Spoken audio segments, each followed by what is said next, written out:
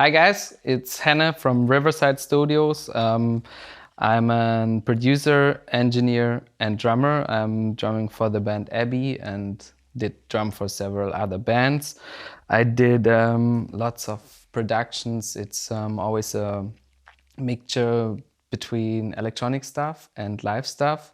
So I always try to combine instruments with programmed music. This is also why I've learned myself how to record certain drums like kick drums or snare drums in a special way, not in the usual way. So today I'm gonna teach you how to record some kick drums that really work in electronic productions. First of all, let's have a look at the instrument, because most of the people, they always forget that it's not just about a recording, a microphone or a preamp. The first thing, you have to make sure you have a good instrument. Main point. So here's the two different kick drums. They are very, very different. So this is a very short scale bass drum. It's both from my friend from Pomeranke. He's building them for me. This is a shorter one, and I don't know why, because it doesn't make sense for me at all, but it goes deeper than a bigger one. You can probably hear it already. So this one goes really down to 30 Hertz. This one probably maximum to 50, if you're lucky, to 40. So I don't know if you can hear it here in the room. We show it with microphones later.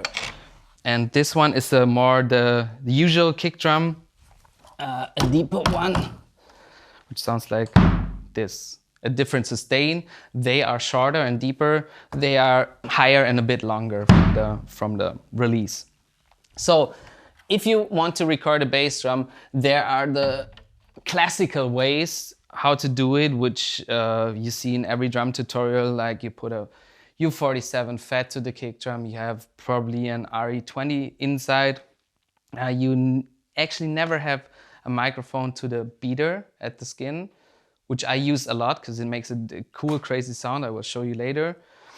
And an instrument, like I told you before, you never listen to an instrument just with your ear. So you always hear an instrument in a room. This is why, for me, it's very, very important to always keep one room microphone. Doesn't matter where, just walk around with a microphone and then see where it sounds best. So let's get started. For the recording, we used this smaller and deeper bass drum. The only reason is I just got it today and I also want to know how it sounds. I put some microphones to it already. You have lots of opportunities what you can put on, but in general, there are a few standards. One standard is probably a Shure Beta 52, is it, I guess? This is a special microphone made for bass drums. The only thing is you have to know these microphones, they have a decent frequency range already, which means they push the frequencies that should sound like a bass drum. But I think it's always a question of taste, and you can't say this is my frequency range, I want to have a kick drum. So sometimes it's better to use, probably for me, a cleaner RE20, which is also a kick drum standard. But you can use both of them. For now, for getting started, let's put the 52 into the kick drum. And the microphone, it's like an eye. So if you want to capture the beater in the kick, then this microphone should really be placed to the beater from this side. You can't see it because you can't go inside, but it's probably beater hits on the other skin right here, and it shows right there to the beater. It's very, very close already. I just give you a few hits, and we're gonna record that and see what happens.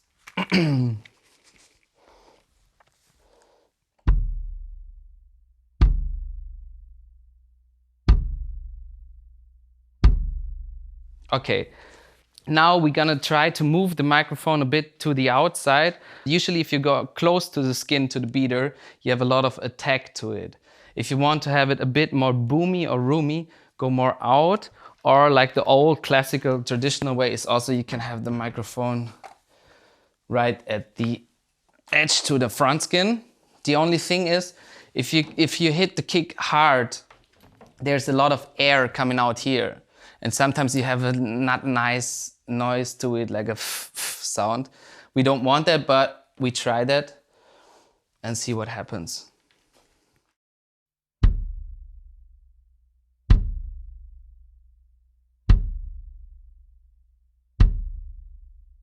Okay. And once we just try the other way, because sometimes you have drummers in the studio that have closed front skins. So you have to place it somewhere here where probably most bass is coming. On most of the bass drums is the outside right here down at the kick drum.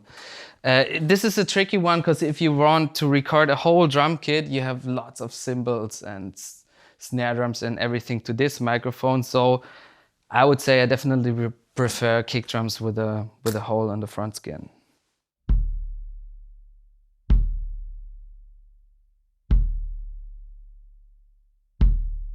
Okay, so this is one like very close kick drum microphone. This alone won't sound too good, but you have an attack of a kick drum, which is the one thing that you need first. So what do you want next from a kick drum? You definitely want some sub frequencies, and it's hard for these microphones to capture the very deep frequencies. So here comes the next standard, which is this one is from Yamaha, but you can also build them by yourself. It's a sub kick microphone, which is actually basically just a speaker turned around, made it to a microphone, and this can capture like to, I don't know, probably to 20 Hertz. Always, there's no rule, just plug it in, listen to it, and then decide if you like it or don't like it. So, but just to see, I plugged this in quickly. Should get a lot of bass now.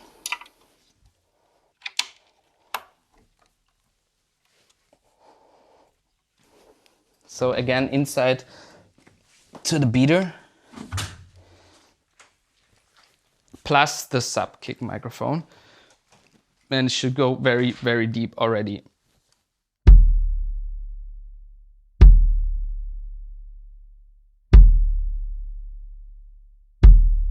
Hopefully you can hear the difference. Probably not if you listen on laptop speakers, but if you listen in your studio, it should work. So this is one of a standard, and this kick drum is already for me usable in any kind of production. But like I said before, for me also, I'm listening to the kick drum in the room, which means I definitely want a room microphone to make it sound real. I just got this one. This is a Thomann ribbon microphone. It's super, super cheap, so everyone can actually buy it. It's about $100. And it's a ribbon which says it's an 8. Yeah, it records to the front and to the back. The behavior is very different the nearer you come, the closer you come, or the farther you go. So let's do some kicks with that one.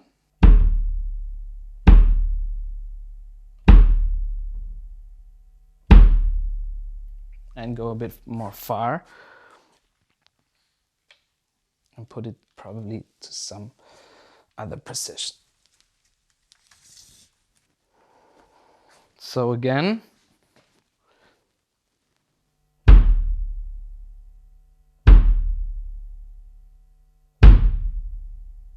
all right. So these are the 3 microphones I would definitely recommend to you to use. This is not super necessary because you have in your computer like probably plugins that can do a artificial low bass to it or a sub bass. But you definitely need a beater, and I would always go for any kind of room microphone. It doesn't have to be expensive, but you have a much bigger and nicer kick drum if you capture the room with it. One last thing. So I said before there are many opportunities, possibilities to record a kick drum. For myself, my special trick is always to have a microphone at the beater. And I just got me this crazy microphone. It's not too crazy, but I never saw that. It's an old Sennheiser MD-21 it's called.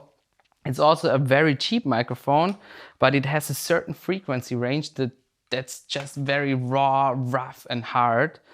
So I always, if I don't record a whole set, I always put one more microphone to the beater to also have sometimes if your foot pedal is not working too good, it makes a funny sound like rick, rick, rick. And you always have this before the attack is coming off the kick drum, you have a and a bit of air and mechanical movement on the kick drum.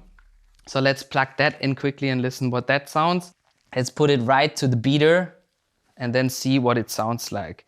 And hopefully the machine is not too good, so you have some noise that you have, just you have, and not everyone else.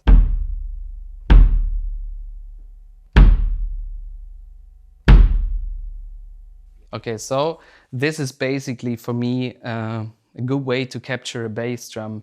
First step I would say is check your preamps, check your system, check your instrument, then place the microphones, and always really be in the room with the drummer, keep your headphones and go closer with the microphones or more far away, and then decide where the best position of the microphone is. The next thing is, it's very important with kick drums. There are two techniques how to play a kick drum. One technique will be like you hit a kick drum and you leave the beater at the skin. Of course, the skin can't move anymore, which is like, it's a super dry kick drum, but usually the sound is bigger if you move the beater after hitting the kick, so you have the boom sound and then the sound can develop. This is basically my way how to record a bass drum.